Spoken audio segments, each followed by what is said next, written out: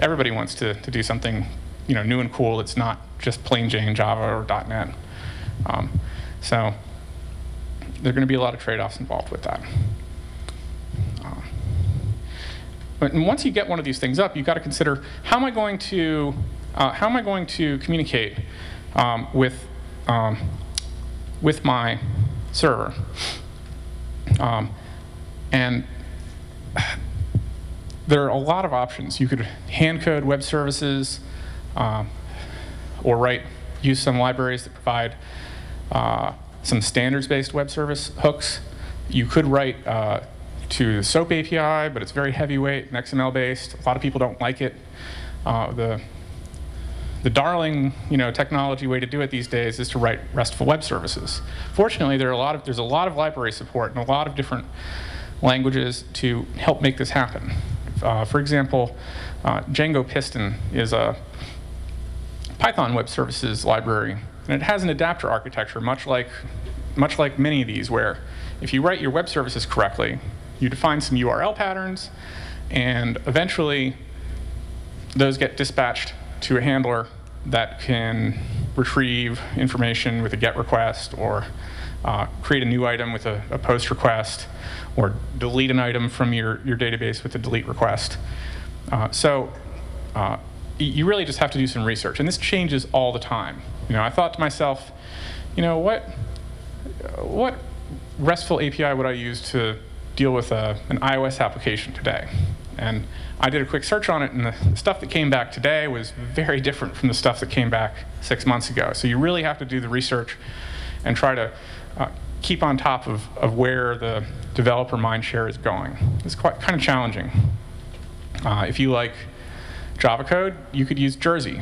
It's another one of these RESTful adapter architectures. If you're into PHP, you could use Tonic. And really, you have to evaluate some of these projects for whether they're going to do what you want. But the best of them have some shared characteristics. They'll let you talk to clients in multiple different sorts of markup languages or styles. So one web service might be able to produce XML for some clients, or JSON for some clients, or YAML for some clients, or something else more exotic for some different clients. The good ones tend to support this sort of pattern. And they're always leapfrogging each other in terms of features and performance and how easy it is to integrate. So I'd encourage you, when you start, to just do some original research on this. I'm like, how would I do it if I wanted to build it in Node.js? So, I've got some colleagues who are starting to work on that. Like, it's JavaScript server-side library, and I found this framework called Getty. So there are a lot of different options here. So that's the general overview. Let's see. Okay, boy, am I glad I bookmarked that group of tabs. All right, so this is the world premiere of the Facebook application I've been working on for about the last year. This application, Like-Minded, is an application that helps you find out what your friends like so you can like it too. It's the basic premise, and this is the very first cut that's feature complete enough to really send out the door. And you can see what my friends like.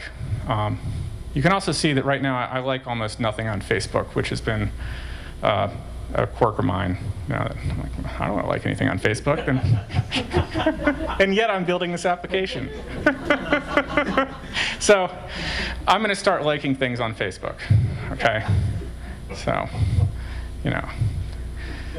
Is it specific to Facebook, or it could just be Facebook API all across the web? you like on any website. Yeah, well, Facebook has a lot of very interesting APIs like that. Facebook's APIs are growing, they're exploding. There's all sorts of awesome stuff out there that they're debuting. It's scary in some instances what they're doing, and there's some cause for concern about privacy. But it is the platform that people are deeply engaged in right now, so you can choose to use it or not. With this, it uses the Facebook Graph API to query your list of friends and what pages your friends like, and then displays them in ranked order. Right now, this just does the top 10. I have a lot of different ideas about extending this to do things like show me all the things that my friends like that I don't like yet, or show me the least popular things that among my friends. What are the weird outliers? So there's a lot of opportunity here, but it uses a lot of the Facebook, like the FBML and other things. In doing this, I had to learn how to use the Facebook backend to set up the application, how to set up secure web services, because Facebook has a requirement that new apps are secure. I had to use Google App Engine to deploy it. And there's some very interesting things about the API of Facebook. Like the Facebook API returns JSON objects. So for example, if you pull up a Facebook URL like this, the Facebook API will return a JSON object that has information on you, and it'll have these fields down here.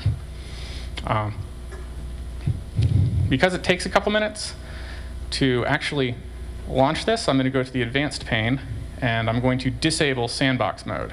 Okay, this is what actually makes it public. So as soon as I do this, people will actually be able to go to this on the web, and I'll put the URL back up at the end.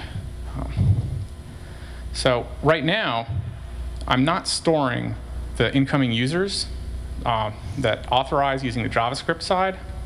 Now, this application is a Django Python application, and it uses a template in the Django. It's a very small application. Now, there's some JavaScript that's in this HTML page that helps to start Facebook up and hooks the functions that are in the JavaScript file. You can see that there are a few things here that are dynamic that pull from the Django application. Like I have the Facebook app ID being interpolated here by the Django application. But the meat of the app ends up being in this JavaScript file. So this is adapted from some of their API documentation and some of their like JavaScript API samples. So some of the stuff is pretty stock, like the login and logout. But the code that actually does the heavy lifting is all in here. So it's JavaScript code that calls Facebook API methods. So Facebook has this JavaScript API that makes RESTful web services calls that return JSON, and then your JavaScript application can mess with it.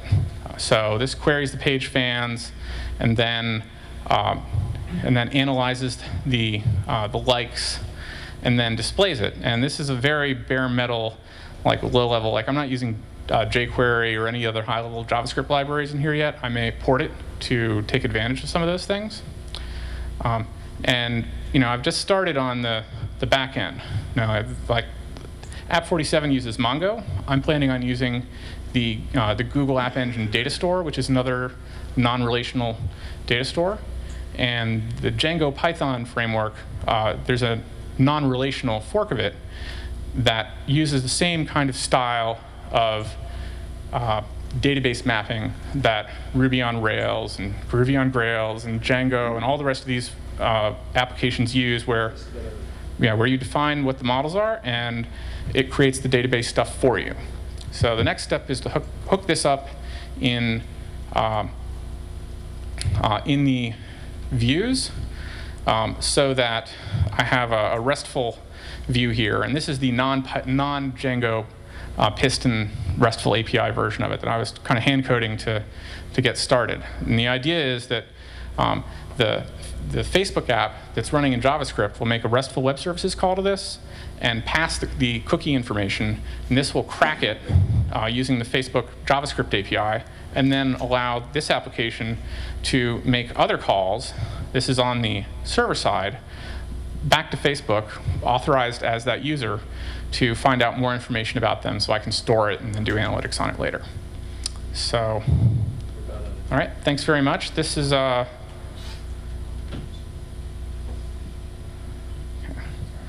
you want to record that URL, I'll be tweeting it out here very shortly. Or just take a look at my Twitter username. Thank you very much.